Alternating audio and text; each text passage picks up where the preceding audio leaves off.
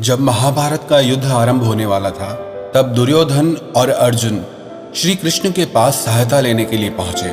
श्री कृष्ण उस समय विश्राम कर रहे थे, तो दुर्योधन उनके सिरहाने पे जाके खड़ा हो गया और अर्जुन उनके चरणों में जाके बैठ गया। जैसे ही श्री कृष्ण की आंख खुली तो उन्होंने अपने सामने अर्जुन को देखा और उनसे पूछा कि अर्जुन, तुम्हें क्या चाहिए? तो दुर्योधन ने कहा कि पहले मैं आया हूं, इसलिए आप पहले मुझे दीजिए। तो श्री कृष्ण ने कहा, भले तुम पहले आए हो, लेकिन मेरी नजर पहले अर्जुन पे पड़ी, इसीलिए पहले मांगने का हकदार वो है, और अर्जुन तुमसे आयु में छोटा है, उस हिसाब से भी अर्जुन को मांगने का हक पहले है। तो अर्जुन ने श्री कृष्ण से कहा कि इस महाभारत के युद्ध में आप मेरी सहायता करिए। तो श्री कृष्ण बोले, एक तरफ तो मैं हूँ निहत्था, जो युद्ध में शस्त्र नहीं उठाऊंगा, युद्ध नहीं करूंगा, और दूसरी तरफ मेरी नारायणी सेना है जो अजेय है। अब तुम बताओ कि तुम्हें इन दोनों में से क्या चाहिए?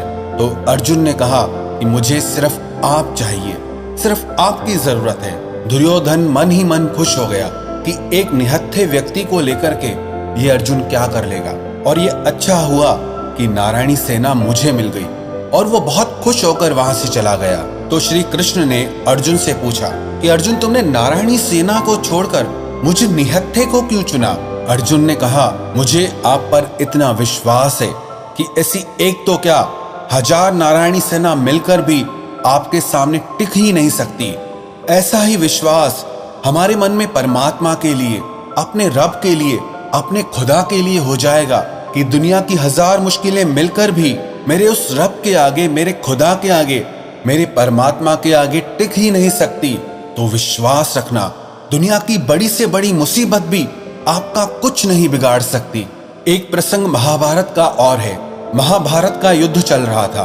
दुर्योधन ने भीष्म पितामह से जाकर के बहुत कठोर वचन कहे कि आप युद्ध भले हमारी तरफ से कर रहे हो, लेकिन आपका मन पांडवों से मिला हुआ है, आप ईमानदारी से युद्ध नहीं कर रहे हैं। दुर्योधन की इस बात को सुनकर भीष्म पितामह को बहुत क्रोध आ गया। उन्होंने कहा, अगर ऐसा है तो आज मैं प्रतिज्ञा लेता हूँ, कल या तो अर्जुन नहीं रहेगा या फिर भीष्म नहीं रहेगा। इस प्रतिज्ञा को सब लोगों ने सुना, सबको पता चल गया। जब श्री कृष्ण को इस प्रतिज्ञा के बारे में पता चला तो वे अर्जुन को ढूंढने लगे, और ढूंढते ढूंढते जब अर्जुन के कक्ष तक पहुंचे तो देखा अर्जुन मजे से सो रहा था। तो श्री कृष्ण ने अर्जुन को जाकर उठाया कि अर्जुन, तुम्हें पता है आज क्या हुआ है? अर्जुन ने कहा, मुझे सब पता है। तो श्री कृष्ण ने पूछा, बताओ तुम्हें क्या पता है? अर्जुन ने कहा कि भीष्म पितामह ने प्रतिज्ञा की है, कल या तो अर्जुन नहीं रहेगा या फिर भीष्म नहीं रहेगा। अर्जुन ने कहा, हे केशव, आज मैंने सारा दिन युद्ध किया है और कल फिर मुझे युद्ध करना है, इसीलिए मुझे थोड़ी देर विश्राम कर लेने दीजिए। फिर श्री कृष्ण बोले, जब तुम्हें पता है कि उसने ये प्रतिज्ञा ली है कि कल या तो अर्जुन नहीं रहेगा या भीष्म नहीं रहेगा, तो उसके बाद भी तुम इतने निश्चिंत होकर कैसे विश्राम कर रहे हो? तुम्हें कोई चिंता नहीं हो रही क्या? तो अर्जुन श्री कृष्ण के चरणों में गिर पड़े और कृष्ण से कहने लगे कि जिसकी चिंता में व्याकुल होकर आप इधर से उधर भटक रहे हैं, जिसकी चिंता आपने अपने कंधों पर उठा रखी है, उसके बाद तो कोई मूर्ख इंसान ही होगा जो अपनी चिंता खुद करने लगे। जिन लोगों का भी परमात्मा में विश्वास होता है, वो बड़े से बड़े संकट, बड़ी से बड़ी मुसीबत से भी बाहर आ जाते हैं। महाभारत का एक प्रसंग और भी है कि अर्जुन का और राजा भगदत्त का युद्ध चल रहा था, और उस महाभारत के युद्ध क्षेत्र में एक छोटी सी चिड़िया अपने छोटे छोटे बच्चों के साथ फंस गई थी और मन ही मन परमात्मा से प्रार्थना करने लगी कि मेरी रक्षा करो, और उसकी प्रार्थना को श्री कृष्ण ने सुना।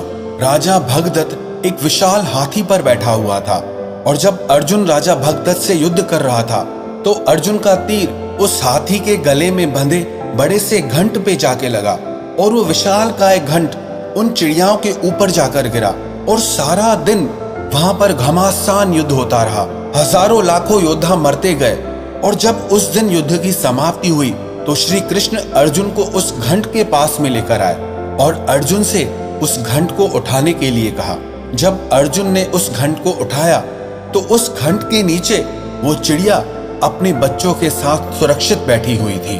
तो अर्जुन बहुत आश्चर्य में भर गया कि इतने घमासान युद्ध के बीच में भी ये चिड़ियाएं बच कैसे गईं? तो श्री कृष्ण ने अर्जुन से कहा, क्योंकि इन चिड़ियाओं का परमात्मा पे पूरा विश्वास था, अपनी आस्था पे, अपनी प्रार्थनाओं पे पूरा विश्वास था। इसीलिए आज इनके विश्वास ने ही इनकी रक्षा की है। अरे सारा खेल आपके विश्वास का ही है। मानो तो मैं गंगा मां हूं और ना मानो तो बहता पानी। आपको ऐसे हजारों लाखों मिसाल मिल जाएंगे जिनके विश्वास ने उनकी रक्षा की है, जिनकी प्रार्थनाओं ने उनकी जिंदगी में चमत्कार किया है। ऐसे ही जब भी कभी आपकी जिंदगी में मुश्किलें आए, कोई मुसीबत की घड़ी आ जाए, जब आपको लगे कि आपकी शक्ति, आपका सामर्थ्य, आपकी बुद्धि कुछ भी काम नहीं कर रहा, आप फंस गए हैं, तो ऐसी परिस्थिति में अगर आप परमात्मा पे विश्वास करते हैं, अपनी प्रार्थनाओं पे विश्वास करते हैं, तो यकीन मानना आपकी वो प्रार्थनाएं, आपकी वो दुआएं, आपका वो विश्वास आपको बड़े से बड़े संकट से भी बाहर निकाल के ले आएगा। अरे वो उजड़े को बसा देता है, वो बिछड़ों को भी मिला देता है। हम सब उठते तो खाली पेट हैं, पर वो परमात्मा सबको भरपेट सुला देता है। गलत कहते हैं कि दीदार नहीं होता, सच तो यह है कि देखने वाला खुद ही तलबगार नहीं होता। एक बार सच्चे दिल से पुकारो उस परमात्मा को, फिर देखना तुम्हारी मदद करने के लिए कैसे वो साकार नहीं होता। अरे वो किसी भी रूप में, किसी भी रंग में आकर के तुम्हारी सहायता करता है, क्योंकि सारे रंग, सारे रूप उसी के ही हैं। अरे तू चिंता मत कर, वो सब जानता है। जिसे कोई नहीं जानता उसे रब जानता है। प्रार्थना और विश्वास दोनों अदृश्य हैं, लेकिन दोनों में इतनी ताकत है कि हर नामुमकिन काम को भी पक्का मुमकिन कर देते हैं। तो जिंदगी में जब भी मुसीबतें आए, आपकी हिम्मत टूट जाए, आपसे दुख सहा न जाए, तो मन में ये विश्वास रखना कि वो परमपिता परमात्मा, वो ईश्वर, वो प्रकृति, वो परम शक्ति हमेशा आपके साथ है। जैसे उसने आज तक हर मुसीबत से, हर मुश्किल से आपको बाहर निकाला है, वैसे ही आज भी सारी मुसीबतों से, सारी परेशानियों से वो ईश्वर तुम्हें जरूर बाहर निकालेंगे।